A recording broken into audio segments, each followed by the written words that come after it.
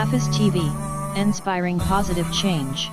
And indeed, the manifestations we are seeing in Europe, in Asia, in Australia, in Africa, in Latin America, and so on, are the clearest of testimonies that the world is not silent.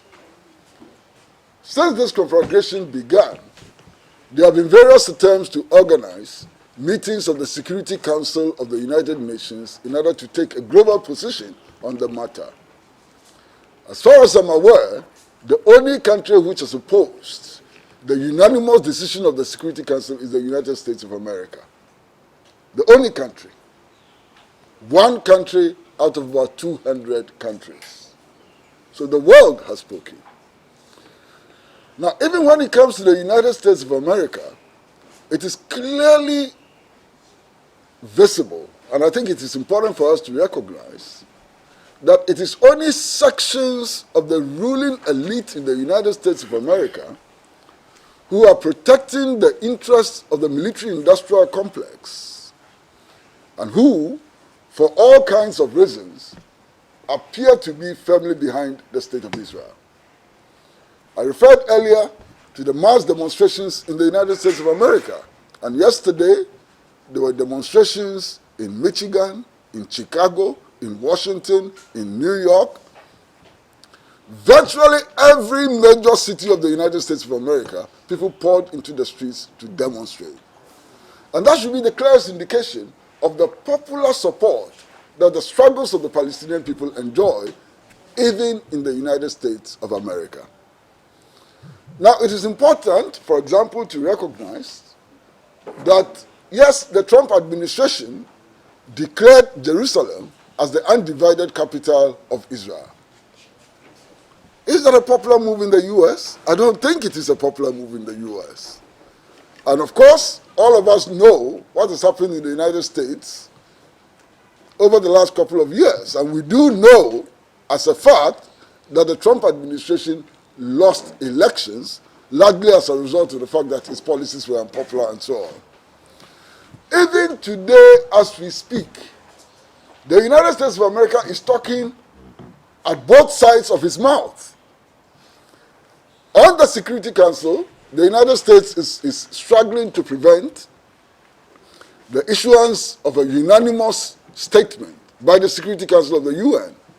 And yet, Joe Biden is calling for an end to the hostilities.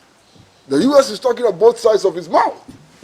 And the U.S. is talking at both sides of his mouth because even the United States recognizes the legitimacy of the struggles of the Palestinian people. Okay? Now, the question is often asked, why is it going on? Why did it start? And so on. When apartheid started, and apartheid in South Africa went on for years.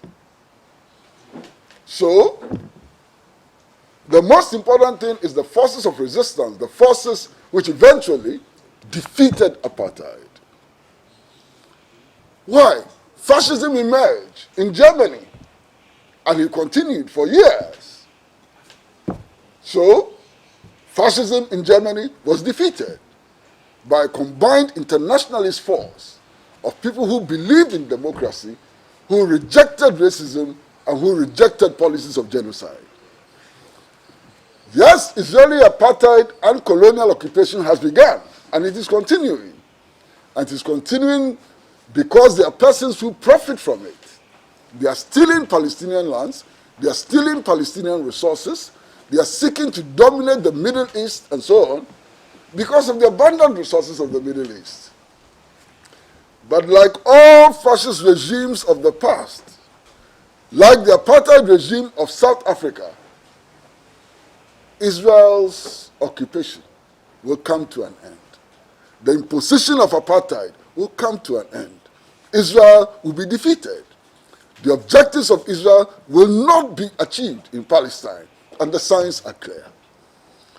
The signs are clear. Over the last 10 days, Palestine has won victories which are unbelievable as far as most people are concerned. Never in the history of the Palestinian struggle have hundreds of thousands of people from all continents and in all countries manifested their anger and their disapproval of the Israeli regime and its tactics, as has happened within the last 10 days. The demonstration that I saw in Michigan, the United States of America, is unprecedented. And the forces of peace, the forces against racism, the forces for national liberation are continuing to grow from strength to strength. A couple of years ago, the Palestinian people were resisting Israeli aggression with stones. Indeed, in many parts of Palestine today, the resistance is carried out with slogans and stones. Sheer audacity by the Palestinian people. Over the last 10 days, we have seen dimensions of the struggle that surprises even the Israeli intelligence and security. This struggle eventually will be won. And it will be won in favor of the forces of independence. It will be won in favor of the forces which respect international law. It will be won in favor of the forces around the world who insist on an end to occupation. It will be won by those around the world who insist that no Palestinian citizen should be imprisoned for political reasons. It will be won by the forces around the world who insist that all Palestinian refugees have a right to return to their homeland, and to be won by the forces which insist that there must be an end to the stealing of Palestinian land. Victory is with the Palestinian people, and victory will come sooner than later.